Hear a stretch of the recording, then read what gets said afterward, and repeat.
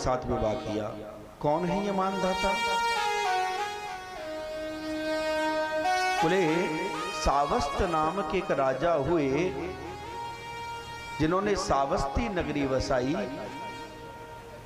और ये सावस्त नाम के जो राजा थे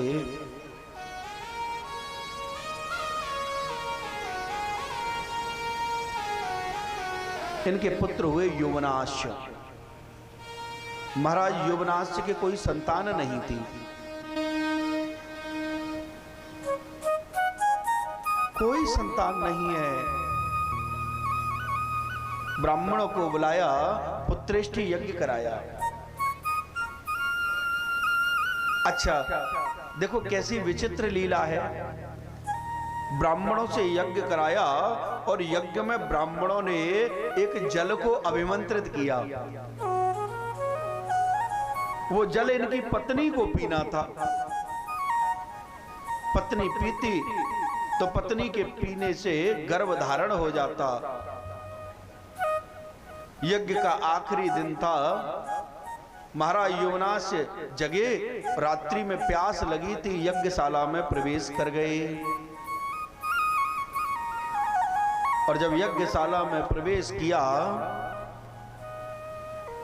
तो इन्होंने देखा कि जल का वही अभिमंत्रित जल जो इनकी पत्नी को पीना था, जो इनकी पत्नी के लिए पीने के लिए रखा गया था, वो अभिमंत्रित जल इन महाराज यौवनाश्य ने पी लिया। ब्राह्मण आए सुबह, उन्होंने देखा यज्ञशाला में जो अभिमंत्रित किया था, एक माह से यज्ञ कर रहे हैं, जल को अभिमंत्रित कर रहे हैं कि पत्नी को पिलाया जाएगा, गर्भ धारण होगा। महाराज आज देखा वो जल ही नहीं है। पूछा महाराज यौवनाश्य से जल कहाँ गया? बोले महाराज क्षमा करें, गलती हो गई, वो जल तो मैंने पी लिया। क्यों? महाराज क्या करें, रात को प्यास लगी हुई थी। अब रात को प्यास लगी तो प्यास लगते में सोचा कहाँ जाएं, तो यज्ञशाला में प्रवेश कर गए और जल पी लिया। ब्राह्मण बोले ये जल तो तुम्हारी पत्नी को पीना था। अब कोई नहीं, जैसी प्रभु इच्छा, तुमने पी लिया, अब तुम्हारे ही पेट में गर्भ स्थित हो जाएगा। ये आश्चर्य।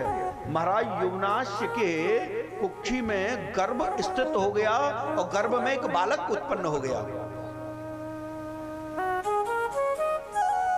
10 माह पूरे होने पर पेट को चीरा गया और पेट को चीर करके इस बालक को निकाल लिया। ये बालक है मानधाता। जन्म लेते ही रोने लगा। इंद्र की इष्टि की थी, इंद्र का यज्ञ किया था। स्वयं इंद्र आए और अपनी कनकी उंगली पिलाने लगे। बालक चुप हुआ, नाम रखा मानधाता। और ये चक्रवर्ती सम्राट हुए अयोध्या के।